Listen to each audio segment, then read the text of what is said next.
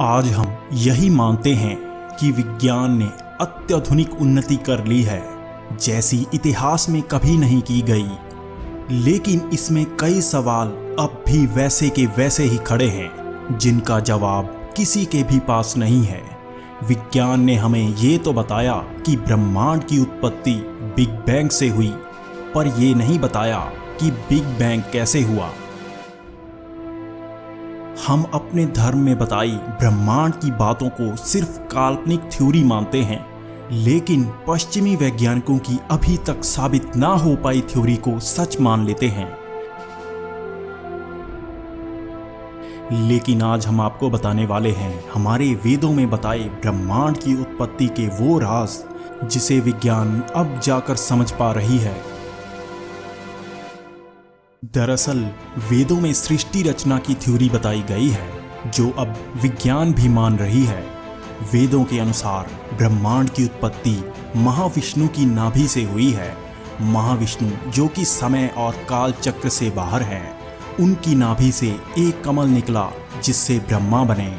अगर इसे वैज्ञानिक तर्क से देखें तो ब्रह्मा ही हमारा वो ब्रह्मांड है और विष्णु वो बाहरी स्रोत जिसकी ना शुरुआत है ना ही अंत है, जबकि ब्रह्मा का एक जीवन चक्र है जिसका एक अंत भी होगा।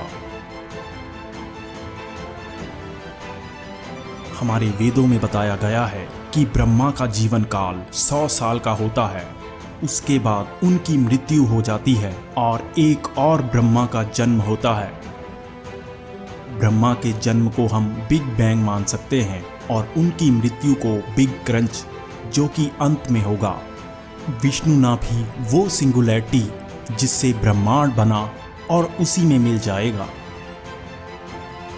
अब बात करते हैं ब्रह्मा के जीवन के बारे में, जो कि 100 साल का है। ब्रह्मा का हर साल 360 दिन का होता है।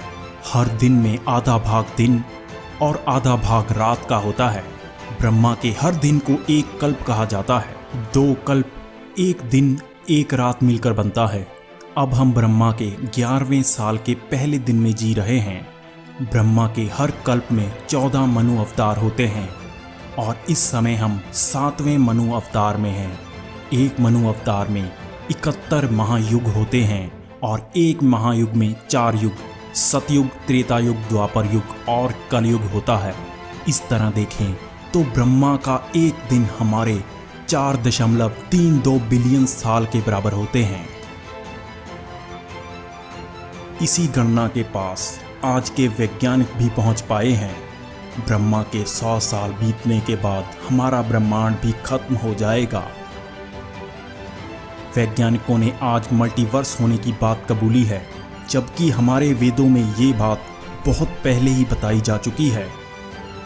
उसमें बताया गया है कि विष्णु नाभि यानी सिंगुलैरिटी से सिर्फ एक ही ब्रह्मा नहीं, बल्कि कई ब्रह्मा उत्पन्न हुए हैं।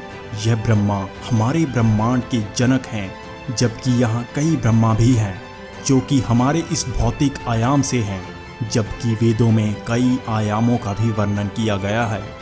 आप भी अपने प्रश्न या सुझाव हमें कमेंट्स में ज़रूर बताएं, क्योंकि आज की विज्ञान चाहे जितनी भी तरक्की कर ले, लेकिन वो आज भी उस प्राचीन विज्ञान के एक अंश तक भी नहीं पहुंच पाई है।